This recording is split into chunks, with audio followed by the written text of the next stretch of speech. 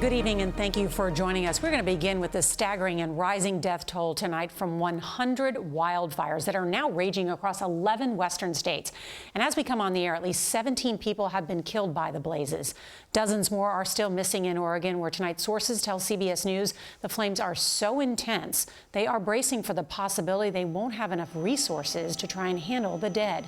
Now, these monstrous fires are moving so fast they are now overwhelming fire crews, leaving much of Oregon under a state of emergency.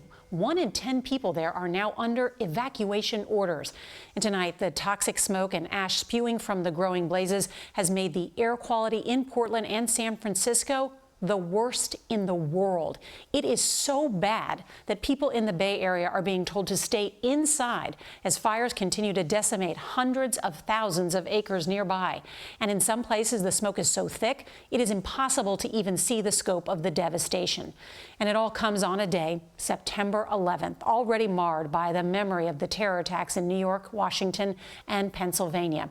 So we have a lot of new reporting to get to on this somber anniversary. We've got our team of correspondents. They are standing by to cover it all.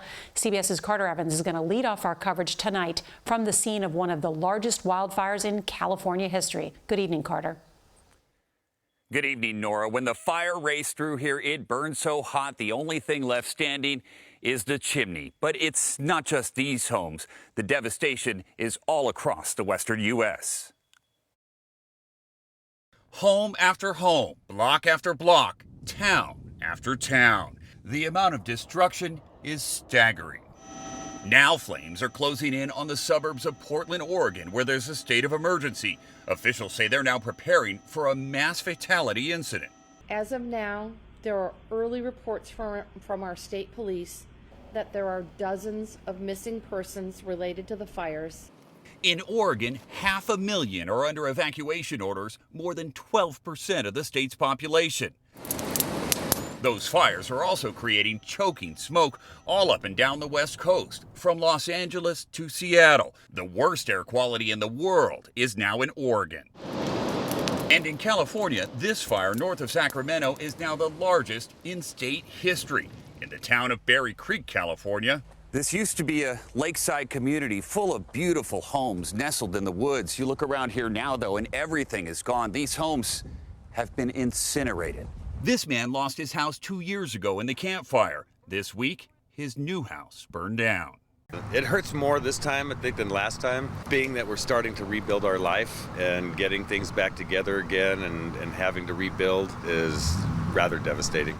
Homes can be rebuilt, but this fire has also claimed at least 10 lives, including 16-year-old Josiah Williams. His body found last night near his Berry Creek home. In Washington state, Jamie and Jake Highland were camping with their 1-year-old son, Uriel.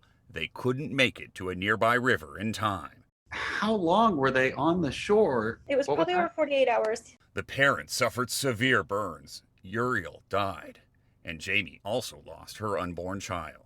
In my worst dreams, I couldn't imagine what my sister and brother-in-law have had to go through, and to do everything they could to fight for their lives and to protect their child, and still to lose him and her baby. There's no words, and nothing will ever make it right. Little Uriel was just 1 month shy of his second birthday. Now, there is some hopeful news tonight. The wind here is forecast to calm down this weekend, and they're expecting some rain in the Pacific Northwest next week, and that's much needed, Nora. There are no words for that loss. Her sister is right. Carter, let me ask you about the air quality there. How bad is it? Well, you may be able to see around me, the air is thick with smoke, and here in California, they're now opening centers where people can go and catch a break from the bad air. All right, Carter Evans, thank you.